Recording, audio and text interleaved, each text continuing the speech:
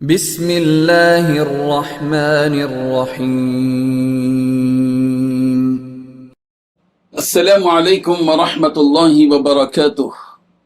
ان الحمد للہ نحمده ونستعینه ونستغفره ونستهدیه والصلاة والسلام على سید المرسلین محمد وآلہ وصحبہ اجمعین، اما بعد۔ حاضرین و ناظرین، یہ درس قرآن نمبر 171 ہے اور آج سورۃ البقرہ کی صرف ایک آیت کی تلاوت اور تشریح کی جائے گی، آیت نمبر 217۔ اعوذ باللہ من الشیطان الرجیم، بسم اللہ الرحمن الرحیم۔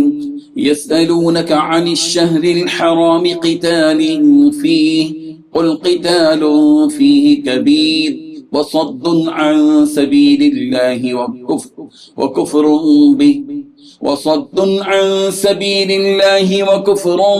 به والمسجد الحرام وإخراج أهله منه أكبر عند الله والفتنة أكبر من القتل ولا يزالون يقاتلونكم حتى يردوكم عن دينكم إن استطاعوا ومن يرتد منكم عن دينه فيمت وهو كافر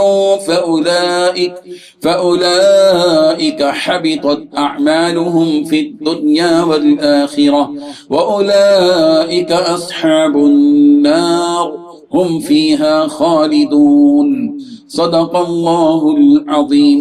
لفظی ترجمہ یوں ہے، یسألونک، لوگ آپ سے سوال کرتے ہیں، عن الشہر الحرام، حرمت والے مہینے کے بارے میں، قتال فیہ، کہ اس میں جنگ کرنا کیسا ہے، قل کہہ دیجئے آپ، قتال فیہ کبیر، اس میں جنگ کرنا بڑا گناہ ہے، وصد، اور روکنا، عن سبیل اللہ، اللہ کے راستے سے، وہ کفر بھی، اور اس کے خلاف کفر کی روش اختیار کرنا، والمسجد الحرام، اور مسجد حرام پر بندش لگانا، وہ اخراج اہلہ منہ، اور وہاں کے رہنے والوں کو نکال باہر کرنا، اکبر عند اللہ، اللہ کے نزدیک زیادہ بڑا گناہ ہے، والفتنۃ، اور فتنہ، اکبر من القتل، قتل سے بھی زیادہ بڑا گناہ ہے، ولا یزالون یقاتلونکم، اور یہ کافر لوگ تم سے برابر جنگ کرتے رہیں گے، حتی، یہاں تک کہ یردوکم عن دینکم، تمہیں تمہارے دین سے پلٹا دیں، ان استطاعوا، اگر ان کے بس میں ہو، ومن یرتد، اور جو پلٹ جائے گا، منکم، تم میں سے، عن دینہ، اپنے دین سے، فیمت، اور اسی حالت میں مر بھی جائے گا، وہ کافر، کافر ہونے کی حالت میں، تو اولئک، تو ایسے لوگ، حبطت اعمالہم، ان کے اعمال اکارت ہو جائیں گے، پھر دنیا والآخرہ، دنیا اور آخرت میں، وہ اولئک اصحاب النار، اور یہ لوگ دوزخی ہیں، ہم فیہا خالدون، جس میں وہ ہمیشہ رہیں گے۔ ترجمہ یوں ہے، اے پیغمبر، لوگ تم سے عزت والے مہینوں میں لڑائی کرنے کے بارے میں دریافت کرتے ہیں، کہہ دو کہ ان میں لڑنا بڑا گناہ ہے، اور اللہ کی راہ سے روکنا، اور اس سے کفر کرنا، اور مسجد حرام یعنی خانہ کعبہ میں جانے سے بند کرنا، اور اہل مسجد کو اس میں سے نکال دینا، جو یہ کفار کرتے ہیں، اللہ کے نزدیک اس سے بھی زیادہ گناہ ہے، اور فتنہ انگیزی، خون ریزی سے بھی بڑھ کر ہے، اور یہ لوگ ہمیشہ تم سے لڑتے رہیں گے، یہاں تک کہ اگر مقدور رکھیں تو تم کو تمہارے دین سے پھیر دیں، اور جو کوئی تم میں سے اپنے دین سے پھر کر کافر ہو جائے گا اور کافر ہی مرے گا، تو ایسے لوگوں کے اعمال دنیا اور آخرت دونوں میں برباد ہو جائیں گے، اور یہی لوگ دوزخ میں جانے والے ہیں، جس میں ہمیشہ رہیں گے۔ اس آیت میں 5 باتیں بتلائی گئی ہیں۔ پہلی بات، حرمت والے مہینوں میں قتال بڑا گناہ ہے۔ دوسری بات، اللہ کے راستے سے لوگوں کو روکنا، اور مسجد حرام میں عبادت سے روکنا، اور وہاں کے لوگوں کو نکال باہر کرنا، اس سے بڑا گناہ ہے۔ تیسری بات، فتنہ قتل سے بڑا جرم ہے۔ چوتھی بات، یہ کافر تم سے اس وقت تک لڑتے رہیں گے جب تک کہ تم ان کے دین کی طرف پلٹ نہ جاؤ۔ پانچویں بات، جو کوئی اپنے دین سے پلٹ جائے گا اور اس کفر کی حالت میں مر جائے گا، تو اس کے اعمال دنیا اور آخرت میں اکارت ہو جائیں گے۔ بزرگان محترم، حرمت والے مہینوں میں قتال بڑا گناہ ہے، یہ بات ایک واقعے کے پس منظر میں بتلائی گئی ہے۔ واقعہ یہ ہوا کہ رسول رحمت صلی اللہ علیہ وسلم نے حضرت عبداللہ بن جحش رضی اللہ عنہ کے عمارت میں چند مہاجرین سے فرمایا کہ مقام بطن نخلہ میں پہنچ کر قریش کے قافلے کا انتظار کرنا، ممکن ہے کوئی خیر کی خبر لے آؤ۔ بطن نخلہ مکہ اور طائف کے درمیان میں ہے۔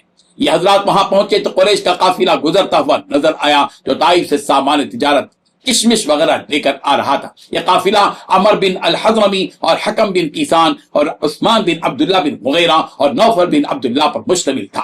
ان لوگوں نے حضرات صحابہ کرام رضی اللہ عنہم کو دیکھا تو ڈر گئے۔ حضرت عبداللہ بن جحش رضی اللہ عنہ نے اپنے ساتھیوں سے کہا کہ یہ لوگ خوف زدہ ہو گئے، لہذا ان پر حملہ کر دینا چاہیے۔ جب مشورے سے یہ بات طے ہو گئی تو واقد بن عبداللہ تمیمی رضی اللہ عنہ نے عمر بن الحضرمی کو تیر مار کر قتل کر دیا۔ یہ پہلا مشرک تھا جو مسلمانوں کے ہاتھوں سے مارا گیا۔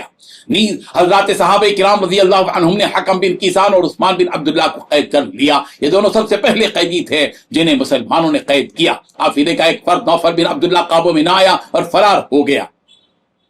حضرات صحابہ کرام رضی اللہ عنہم اس قافلے کے سامان کو اور دونوں قیدیوں کو لے کر رسول رحمت صلی اللہ علیہ وسلم کی خدمت میں حاضر ہوئے۔ یہ واقعہ جمادی الاخری کی 29 تاریخ گزرنے کے بعد آنے والے دن میں پیش آیا۔ اس کے بارے میں یہ طے نہ کر سکے کہ یہ جمادی الاخری کی 30 تاریخ ہے یا ماہ رجب کی پہلی تاریخ ہے، چونکہ رجب کا مہینہ ان 4 مہینوں میں شمار ہوتا تھا جن میں جنگ کرنا ممنوع تھا۔ زمانے جاہلیت میں ذی القعدہ، ذی الحجہ، محرم اور رجب میں قتال نہیں کرتے تھے، اور ابتدائی اسلام میں بھی ان میں قتال کرنے کی ممانعت تھی۔ حضرات صحابہ کرام رضی اللہ عنہم نے جو یہ حملہ کر دیا تھا اس میں رجب کا شروع ہونا متحقق نہیں تھا، لیکن قریش مکہ نے اس کو اپنے اعتداد کا نشانہ بنا لیا اور کہنے لگے کہ محمد نے اس مہینے میں قتال حلال کر لیا جو شہر حرام ہے۔ اس مہینے میں لوگ امن کے ساتھ چلتے پھرتے ہیں اور اپنی روزیوں کے لیے منتشر ہو جاتے ہیں، اور انہوں نے اس ماہ کی بے حرمتی کی ہے۔ اس اعتراض کو انہوں نے بہت اہمیت دی۔ مسلمانوں کی جس جماعت نے حملہ کیا تھا ان کو قریش مکہ نے آر دلائی۔ رسول رحمت صلی اللہ علیہ وسلم کو بھی ان کا حملہ آور ہونا پسند نہ آیا، اور آپ علیہ الصلوۃ والتسلیم فرمایا کہ میں نے تو تمہیں شہر حرام میں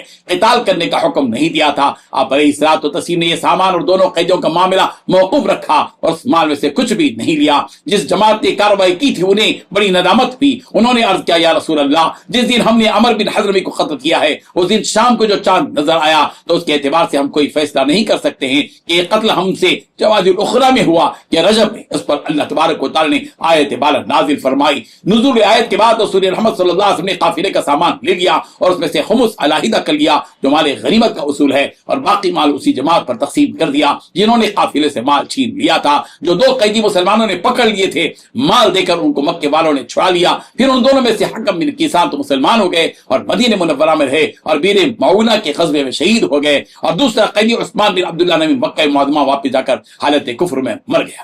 اللہ تبارک و تعالی ان آیات کو سمجھنے کی توفیق عطا فرمائے۔ آمین وآخر دعوانا ان الحمدللہ رب العالمین۔